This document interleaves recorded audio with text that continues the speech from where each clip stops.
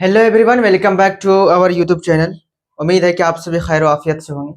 आज का हमारा टॉपिक जो है सॉलिड स्टेट का चैप्टर है और ये हम क्लासिफिकेशन पढ़ने वाले हैं। क्लासिफिकेशन ऑफ क्रिस्टलाइन सॉलिड, ये होता क्या है और ये बोर्ड एग्जाम में काफ़ी ज़्यादा इम्पोर्टेंट और ये हाल ही फिलहाल इससे 5 मार्क्स का सवाल पूछा हुआ बोर्ड एग्जाम में।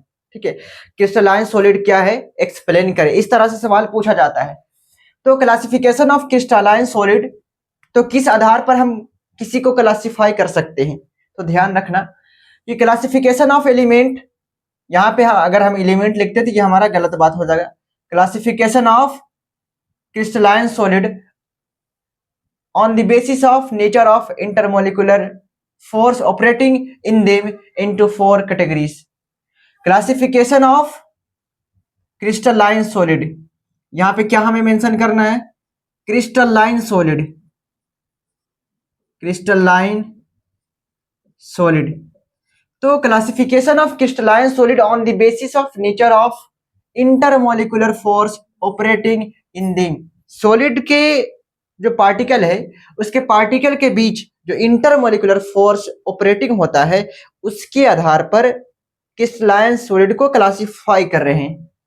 और ये कितने पार्ट में क्लासिफाई होता है? Into 4 categories. मतलब कि क्रिस्टलाइन सॉलिड जो है 4 कैटेगरी में क्लासिफाई होता है। किसके आधार पर? Nature of intermolecular force operating between the solid या फिर इन द सॉलिड। उसके बाद ये 4 कैटेगरी कौन कौन होता है? एक होता है मोलिकुलर सॉलिड, दूसरा होता है आयनिक सॉलिड, तीसरा होता है मेटेलिक सॉलिड, चौथा जो होता है कोवैलेंट सॉलिड जिसे हम नेटवर्क सॉलिड भी कहते हैं। पहला है मोलिकुलर सॉलिड, ये होता है क्या है? तो मोलिकुलर सॉलिड में आप ध्यान रखना, the crystalline solid which constituent particles are molecule is called molecular solid। वैसा सॉलिड जिसका कॉन्स्टिट्यूएंट पार्टिकल्स मोलिक्यूल होता हो उसे मोलिकुलर सॉलिड कहते हैं। एक सेकंड रुकना।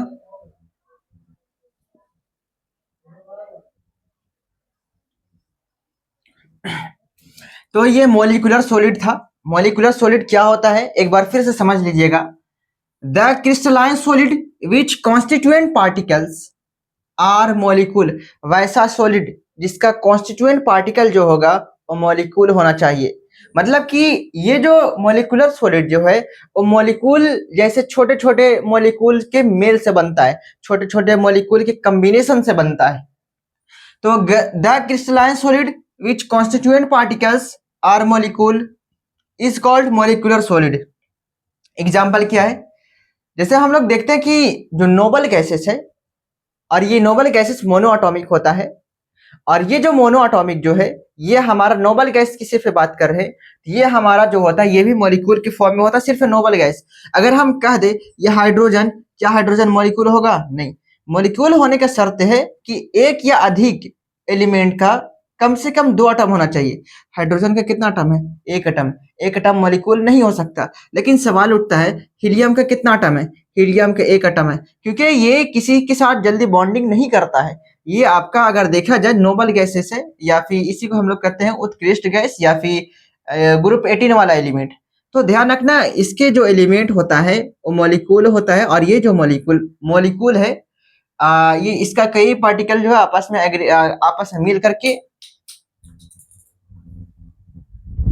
में मिलकर जिस सॉलिड का निर्माण करता है, या फिर हीलियम जैसे आपका जो पार्टिकल है। अब सवाल उठता है हीलियम का पार्टिकल आपस में मिलेगा कैसे?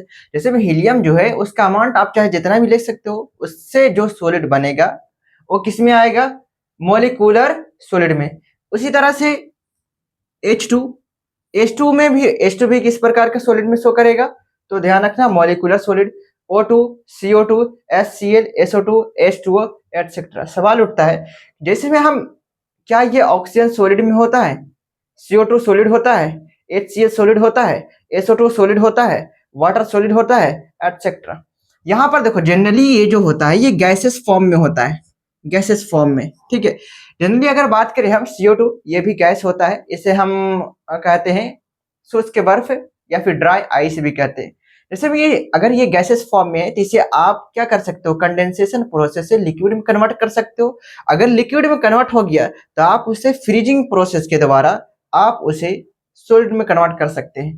तो यहाँ पर मॉलिक्यूलर सॉलिड क्या है? वैसा सॉलिड जिसका जो कॉन्स्टिट्यूएंट पार्टिकल है वो मॉलिक्यूल होना चाहिए। एग्जाम्पल इस तरह से। अब यहाँ पर बात सिर्फ यहीं तक नहीं रही, ये मॉलिक्यूलर सॉलिड को भी क्लासीफाई कर दिया गया है। तो इसको हम टाइप्स के फॉर्म में पढ़ रहे हैं, टाइप्स ऑफ मॉलिक्यूलर सॉलिड। ये कितना होता है? ये 3 प्रकार का होता है। एक नॉन पोलर मॉलिक्यूलर सॉलिड, एक पोलर मॉलिक्यूलर सॉलिड, और तीसरा जो है हाइड्रोजन बॉन्डिंग मॉलिक्यूलर सॉलिड। तो ये मॉलिक्यूलर सॉलिड का 3 प्रकार है। ऐसे हम यहाँ पर ये भी मेंशन कर सकते हैं कि इसका 3 टाइप से होता है। इसका 3 टाइप से होता है। First of all non polar molecular solid, मतलब कि उसका जो कॉन्स्टिट्यूएंट पार्टिकल जो होगा पोलर नहीं होगा।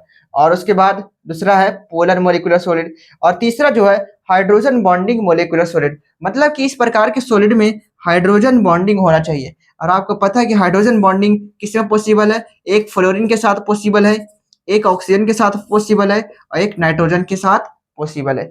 तो इसके बारे में हम लोग नेक्स्ट लेक्चर में कवर करेंगे कि नॉन पोलर मॉलिक्यूलर सॉलिड क्या होता है, पोलर वाला क्या होता है, हाइड्रोजन बॉन्डिंग वाला क्या होता है, और साथ में इसका मॉलिक्यूलर सॉलिड का हम लोग प्रॉपर्टीज को भी देखेंगे।